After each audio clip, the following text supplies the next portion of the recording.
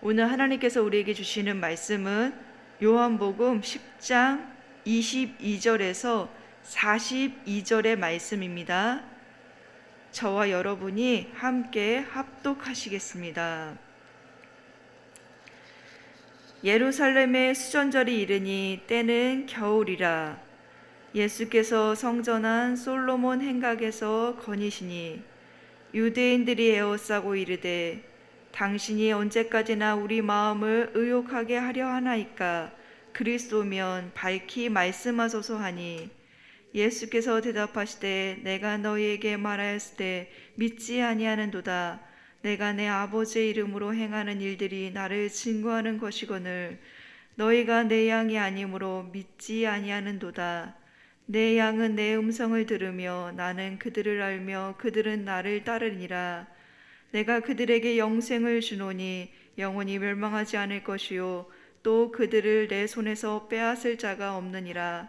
그들을 주신 내 아버지는 만물보다 크심에 아무도 아버지의 손에서 빼앗을 수 없느니라. 나와 아버지는 하나이니라 하신대 유대인들이 다시 돌을 들어 치려하거늘 예수께서 대답하시되 내가 아버지로 말미암아 여러 가지 선한 일로 너희에게 보였거늘 그 중에 어떤 일로 나를 돌로 치려 하느냐? 유대인들이 대답하되 선한 일로 말미암아 우리가 너를 돌로 치려는 것이 아니라 신성 모독으로 인함이니 내가 사람이 되어 자칭 하나님이라 함이로라. 예수께서 이르시되 너희 율법에 기록된 바 내가 너희를 신이라 하였노라 하지 아니하였느냐? 성경은 패하지 못하나니 하나님의 말씀을 받은 사람들을 신이라 하셨거늘 하물며 아버지께서 거룩하게 하사 세상에 보내신 자가 나는 하나님의 아들이라 하는 것으로 너희가 어찌 신성 모독이라 하느냐? 만일 내가 내 아버지의 일을 행하지 아니하거든 나를 믿지 말거니와 내가 행하거든 나를 믿지 아니할지라도 그 일은 믿으라.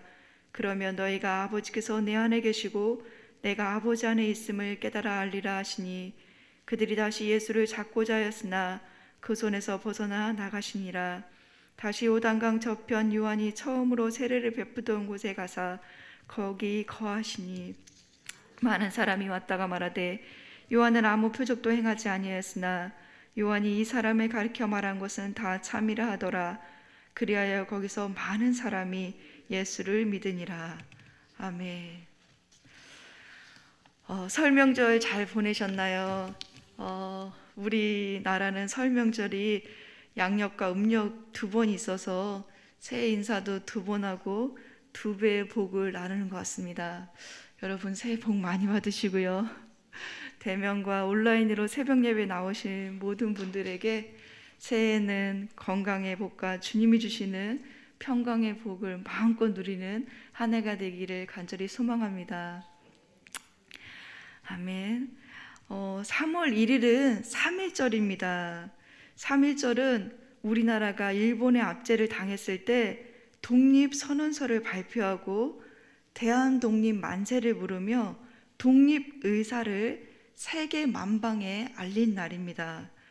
그러니까 3.1절은 일제 식민지 압제로부터 독립을 선언한 날입니다. 이처럼 이스라엘 백성들도 헬라의 식민지로부터 독립을 선언한 날이 있습니다. 그날이 바로 수전절입니다. 본문 22절의 말씀입니다. 함께 읽어보시겠습니다. 예루살렘의 수전절이 이르니 때는 겨울이라.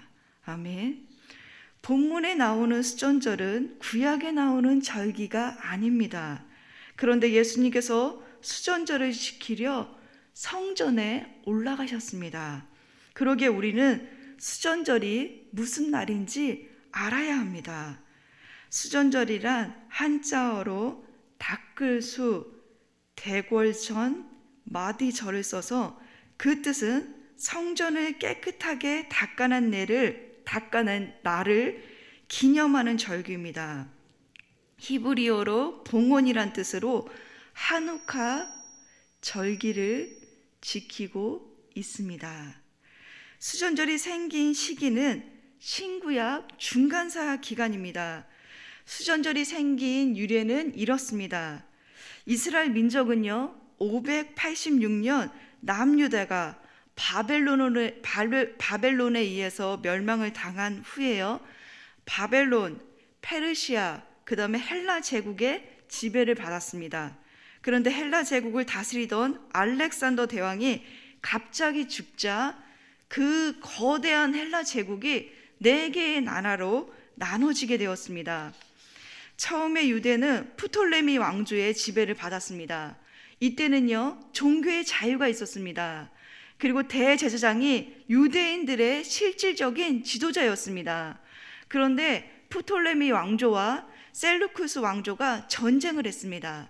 근데 셀루쿠스 왕조가 전쟁에서 이겼습니다. 그래서 이제 유다는 다시 셀루쿠스 왕조의 지배를 받게 되었습니다. 셀루쿠스 왕조는요, 강력한 헬라화 정책을 시행했습니다. 이때 다스렸던 사람이 누구냐면 안티오쿠스 4세입니다. 이 안티오쿠스 4세는 성전에서 매일 드리는 제사를 폐지하고요, 성전 제단에서 제우스 신상을 세워서 제우스를 숭배하게 했습니다.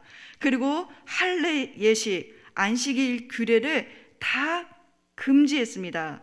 무엇보다 그는 성전에서 유대인들이 가장 싫어하는 돼지피를 잡아서 제단에 그 돼지피를 뿌리도록 했습니다. 그리고 그는 자기 스스로를 가리켜 에피파네스라고 불렀는데요, 그 뜻은 신이 현현했다라는 의미로 이 안티오쿠스 4세는요, 자신을 신의 위치로 올려놨습니다. 이처럼 예루살렘 성전을 돼지피로 모욕한 안티오쿠스 4세는 거기서 머무는 게 아니라 모데인으로 사람을 보내 그곳에서도 제우스 신을 제사하라고 명령을 했지만 그곳 모데인 제사장 마타디아는 이를 거부하고 안티오쿠스 4세의 명령을 저항하고 안티오쿠스가 보낸 사람들을 죽였습니다. 이러한 저항은 그가 죽고 그의 셋째 아들 유다 마카비 때 혁명을 일으켜서요, 죽을 때까지 유다의 독립을 위해 전쟁을 계속했습니다. 그리고 그의 혁명으로 유다는 잠시 헬라로부터 독립을 쟁취했고요, 예루살렘 성전을 다시 찾았습니다.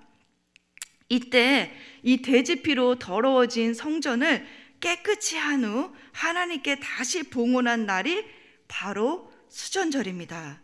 다시 말해 수전절은 유대인들에게 있어서 독립기념일과 같은 명절인 것입니다. 그런데 이때 절기 때 수전절 하누카 때는요, 촛불을 밝히는데 그 촛불을 밝히는 이유는 따로 있습니다. 그것은 성전 안에 메노라 하는 촛대에 불을 밝혀야 하는데 기름이 하루냥밖에 없었다고 합니다. 성전에 들어가는 기름은 아무거나 쓰지 않습니다. 정결한 기름으로 새로 만들려면 8일이 걸립니다. 그런데 하루량만 있었던 기름이 기적적으로 8일을 버텼습니다. 그래서 그들은 하나님이 이거를 기뻐하시는구나, 하나님이 이거를 원하시는구나 라는 것을 깨닫게 되었고요, 이를 가리켜 하누카의 기적이라고 말합니다. 그래서 유대인들은요, 하누카 때 촛불을 켜는 의식을 하며 빛의 축제라고 부르는 하누카 명절을 12월에 지키고 있습니다. 우리는 12월에 예수님이 오심을 기다리는 성탄절을 합니다. 이들은 성탄절이 없습니다. 예수님을 믿지 않기 때문에요, 그 대신 하누카 명절을 지내며 촛불을 밝히는 것입니다. 본문에 이 날은 수전절이라고 말하고 있습니다. 자, 이제 이러한 배경을 가지고 이 수전절에 예수님께서 성전 안에 솔로몬 행각에 거닐고 계셨습니다. 즉 유대인의 빛의 축제 기간에 세상의 빛으로 오신 예수님이 성전을 거닐고 계셨던 것입니다. 그러나 유대인들은 그를 알아보지 못했습니다. 그리고 유대인들이 예수님을 애워싸고 이렇게 물었습니다. 본문 24절의 말씀입니다. 우리 함께 읽어보시겠습니다. 유대인들이 애워싸고 이르되 당신이 언제까지나 우리의 마음을 의욕하게 하려 하나이까? 그리스도면 밝히 말씀하소서 하니. 아멘. 유대인들은 성전을 더럽혔던 안티오쿠스 4세의 반란을 기억하고 있습니다. 그날이 수전절이니까요. 그래서 수전절에 이들은 예수님을 에워싸면서 이렇게 안티오쿠스 4세의 반란을 통해서 독립을 가져다 줄 그리스도가 그 마카비 혁명 때 마카비처럼 이렇게 혁명을 일으켜서 독립을 가져다 줄 그리스도가 맞는지 묻는 것입니다. 근데 이때의 독립은요, 로마 식민지의 독립을 의미합니다. 지금 이스라엘 백성들은 예수님 당시에 로마 식민지의 또 지배를 받고 있었습니다. 그러니까 유대인들은요, 마카비 혁명과 같이 로마로부터 독립과 해방을 기대하면서 식민지에 벗어나는 혁명을 일으키는 메시아가 당신입니까? 라고 물었던 것입니다. 그러나 예수님은 정치적 해방이 아닌 죄로부터 해방을 말씀하셨습니다. 그래서 예수님은 유대인이 원하는 메시아임을 밝히기보다는 25절에 그들이 예수님의 양이 아니기에 믿지 않음을 지적하셨습니다. 첫째, 예수님은 행하신 일로 인하여 아버지와 하나임을 말씀하셨습니다. 본문 25절의 말씀인데요, 함께 읽어보시겠습니다. 예수께서 대답하시되 내가 너희에게 말하였을 때 믿지 아니하는도다. 내가 내 아버지의 이름으로 행하는 일들이 나를 증거하는 것이거늘. 예수님은요, 기적을 베푸실 때 혼자 행하지 않으셨습니다. 예수님의 모든 일은 아버지의 이름으로 하나님 아버지와 함께 행하셨습니다. 그리고 예수님은 사역 후 홀로 조용히 하나님 아버지와 기도를 통해 하나님의 일을 이 땅 가운데 이루셨습니다. 그리고 이 땅 가운데 드러내셨습니다. 예수님은 38년 된 병자를 고치시면서 안식일의 주인이 예수님임을, 인자임을 말씀하셨습니다. 그리고 3일간 굶주린 많은 사람들에게 보리떡 5개와 물고기 2마리로 5,000명을 먹이시면서 하늘의 만나가 본인 자신임을, 생명의 떡임을 말씀하셨습니다. 또한 날 때부터 소경된 자를 고쳐주셨습니다. 이 모든 기적은요, 25절 말씀에 보면 아버지의 이름으로 행한 일들입니다. 하지만 결론적으로 이 모든 일은 예수님이 누구신지 드러낸 사건이었습니다. 지금까지 기적으로만 보아도 예수님께서는 하나님께로부터 오신 분임을 분명히 알 수 있었습니다. 또한 이 모든 사건은 구약의 메시아가 오시면 행할 일들이기에 예수님께서 행하신 일들은 예수님이 메시아임을 증거하고 있는 것입니다. 정리하면 예수님께서 행하신 일은 곧 아버지의 일입니다. 그렇기 때문에 예수님은 아들의 신분이 입증되었습니다. 그리고 존재론적으로 예수님은 하나님 아버지를 드러내시기 때문에 예수님과 아버지는 하나입니다. 하지만 유대인들은 이 모든 것들을 받아들이지 않았습니다. 이러한 유대인들의 영적 상태가 얼어붙은 겨울처럼 저자는 때는 겨울이라고 기록했습니다. 이처럼 유대인들은요, 자신들이 기대하던 메시아의 모습이 예수님의 모습과 다르자 예수님을 거부하고 믿지 않았습니다.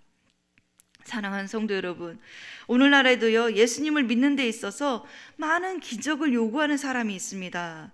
기도 응답을 통해 하나님의 살아계심을 보여달라고, 기적을 보여달라고, 표적을 보여달라고 요구하는 사람들이 있습니다.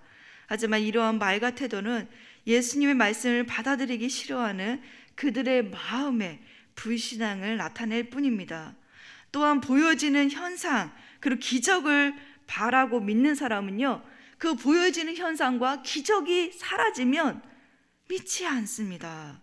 그러나 우리는 보여지는 현상이 없더라도 말씀을 믿는 것입니다. 마치 아브라함이 본토 친척 아비 집을 떠났을 때 말씀을 따라갔던 것처럼 우리도 매일 말씀을 믿고 말씀의 인도함을 받는 것입니다. 그러다 보면 말씀을 통해 기적을 체험하기도 합니다. 사랑하는 성도 여러분, 보여지는 현상을 쫓아가는 믿음이 아니라 목자 대신 예수님의 음성을 듣고 말씀의 인도함을 받는 저와 여러분 되시길 간절히 축원합니다. 둘째, 예수님은 자신이 이 땅에 오신 사명을 통해 아버지와 자신이 하나임을 말씀하셨습니다. 본문 28절의 말씀입니다. 우리 함께 읽어보시겠습니다. 내가 그들에게 영생을 주노니 영원히 멸망하지 아니할 것이요 또 그들을 내 손에서 빼앗을 자가 없느니라. 아멘. 여기서 예수님은요, 자신의 음성을 듣는 양들에게 영생을 주신다고 말씀하고 계십니다. 그리고 영원히 멸망하지 않을 것이라고 약속하셨습니다. 이 약속을 확실하게 보여주시기 위해 예수님은 그들을 내 손에서 빼앗을 자가 없느니라 라고 말씀하셨습니다. 본문은요, 영생을 예수님께서 주신다고 말씀하고 있습니다. 그런데 이 영생이란 단어는요, 우리가 잘 알고 있는 하나님 나라, 천국이라는 동의어입니다. 마태, 마가, 누가복음은 이를 하나님 나라, 천국으로 설명했습니다. 그래서 마태, 마가, 누가는 천국 비유가 있습니다. 그러나 요한복음은요, 천국 비유 대신 영생이란 말로 다시 설명했습니다. 그 이유는 주 1세기에 요한복음을 듣는 독자들은 하나님 나라, 천국이라는 그 용어 자체를 알아듣지 못하는 문화권에 있었습니다. 그래서 1세기 요한복음을 듣는 독자들에게 이해할 수 있도록 영생이란 단어로 하나님 나라를 설명했던 것입니다. 예수님이 말씀하신 이 영생은요, 영어로 Eternal Life입니다. 이 의미는요, 하나님의 생명입니다. 그러기에 영생은 하나님의 생명인 동시에 예수님께 속한 생명입니다. 그래서 이 영생은 아무도 빼앗을 수가 없습니다. 이 영생은 예수님께서 이 땅에 오셔서 우리에게 주신 것입니다. 그리고 이 영생을 가져야지만 영이신 하나님과 교제하고요, 하나님을 알아갈 수 있습니다. 그게 하나님의 나라입니다. 하나님의 통치를 받고 하나님과 교제할 수 있는, 하나님의 그 영역 안에 있는 게 하나님의 나라입니다. 이 영생은 요한복음 3장 16절에 보면 하나님의 사랑으로부터 출발합니다.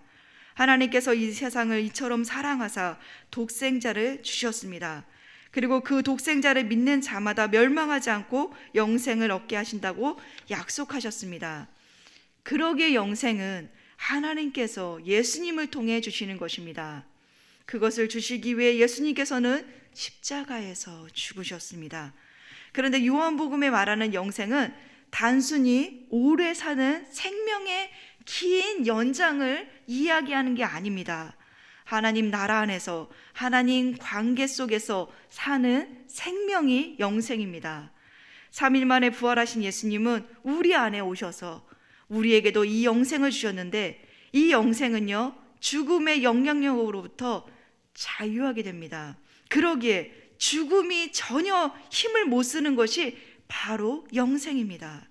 이 영생의 출발점은 요한복음 3장에 보면 물과 성령으로 거듭나야 하며 믿음을 통해 얻어진다고 말씀하고 있습니다.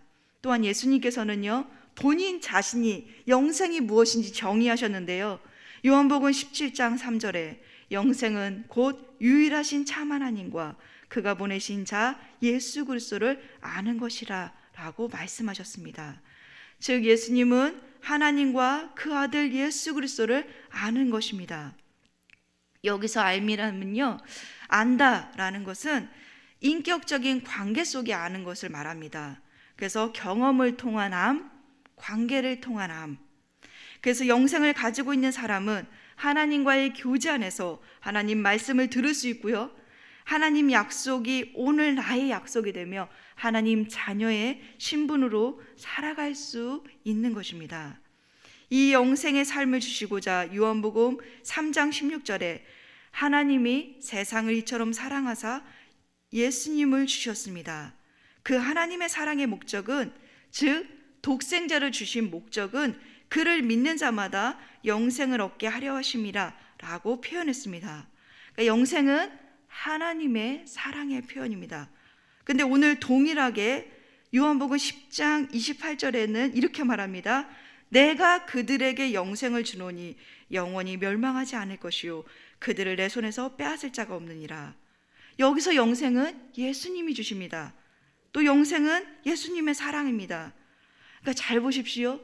요한복음 3장 16절에 영생은 하나님께서 주십니다. 근데 요한복음 10장 28절에 영생은 예수님이 주십니다. 그래서 사역적인 측면에서 예수님과 하나님은 하나입니다.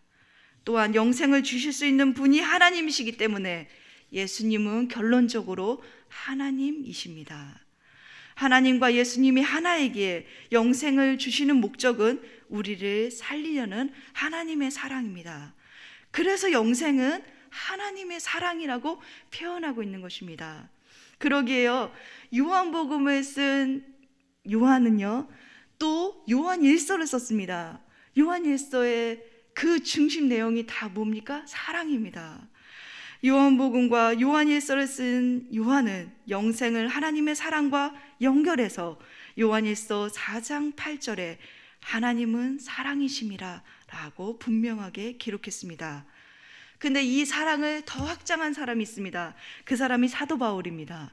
로마서 8장 35절에서 39절에 그 사랑을 이렇게 말했습니다. 누가 우리를 그리스도의 사랑에서 끊으리요? 환난이나 공고나 박해나 기근이나 적신이나 위험이나 칼이라. 기록된 바 우리가 종일 주를 위하여 죽임을 당하게 되며 도살당한 양같이 여김을 받았나이다 함과 같으니라. 그러나 이 모든 일에 우리를 사랑하시는 이로 말미암아 우리가 넉넉히 이기느니라. 내가 확신하노니 사망이나 생명이나 천사자들이나 권세자들이나 현재일이나 장래일이나 능력이나 높음이나 기쁨이나 다른 어떤 피조물이라도 우리를 우리 주 그리스도 예수 안에 있는 하나님 사랑에서 끊을 수 없느니라. 아멘. 사랑하는 성도 여러분, 세상의 어떤 악한 세력도 하나님의 사랑에서 우리를 끊을 수 없습니다. 또한 우리 안에 있는 어떠한 죄 마음물도 하나님께서 주시는 영생을 빼앗아갈 수 없습니다. 지금 현재의 삶이 영생의 삶의 시작이며 지금 오늘의 삶이 영생의 삶의 연장선상에 있는 것입니다. 코로나로 인해 우리는 어느 때보다 힘겨운 시간을 보내고 있습니다. 어느 때보다 설 명절이 참 힘들었습니다. 저는 가족 중에 아픈 사람이 있어서요, 더 많이 힘들었습니다. 환난과 공고나 위험과 두려움과 절망이 사망에서 오는 듯한 어려운 시간에, 그럼에도 불구하고 우리에게 변함없이 지금도 우리를 붙들고 있는 것은 하나님의 사랑입니다. 지금도 우리의 삶을 지탱하게 만드는 것은 바로 예수님의 사랑입니다. 그리고 이 힘겨운 삶을 견딜 수 있도록 우리에게 힘을 주는 것은 바로 영생의 약속 때문에 그렇습니다. 하나님 아버지와 예수님께서 하나가 되셔서 하나님이신 그분께서 우리에게 주시고자 하는 것은 바로 영생이었습니다. 그 시작의 출발점은 사랑이었고요, 하나님이 여러분을 이처럼 사랑하십니다. 그 사랑의 힘으로 영생의 기쁨을 누리는 저와 여러분 되시길 간절히 축원합니다. 아멘. 기도하겠습니다.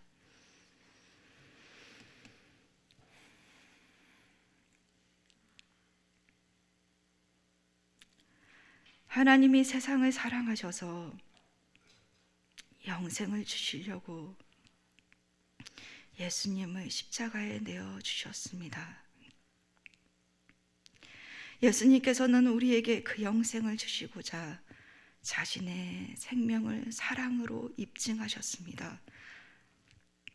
그 영생의 삶을 구체적으로 개인적인 삶에 적용시키고자 성령님은 지금도 끊임없이 일하시며 우리를 찾아와 문 두드려 주시고 계십니다. 하나님, 우리가 문 밖에 서 계신 예수님을 우리 마음속에 구주와 주님으로 받아들이고 그 영생의 선물과 하나님 나라를 누리는 우리 모두가 될 수 있도록 은혜를 주시길 간절히 기도합니다. 하나님께서 우리에게 주시고자 하셨던 그 영생이 오늘 말씀 속에서 사랑임을 깨달았습니다. 하나님 아버지, 우리는 코로나 오미크론의 확산으로 인해 어느 때보다 힘겨운 시간을 보내고 있습니다. 어느 때보다 환난과 공고와 두려움과 절망과 위험이 사방에서 오는 듯한 어려운 시간을 보내고 있습니다. 그럼에도 불구하고 여전히 주님은 우리 손을 꼭 잡고 지켜주심에 감사합니다.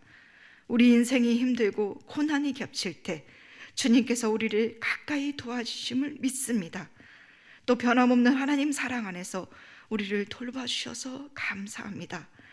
예수님을 통하여 하나님을 보고 하나님을 알고 하나님의 구원을 얻게 해주신 그 은혜, 오늘도 감사하며 그 사랑 안에서 살아가는 저희들이 될 수 있도록 축복해 주십시오. 예수님의 이름으로 간절히 기도드렸습니다. 아멘.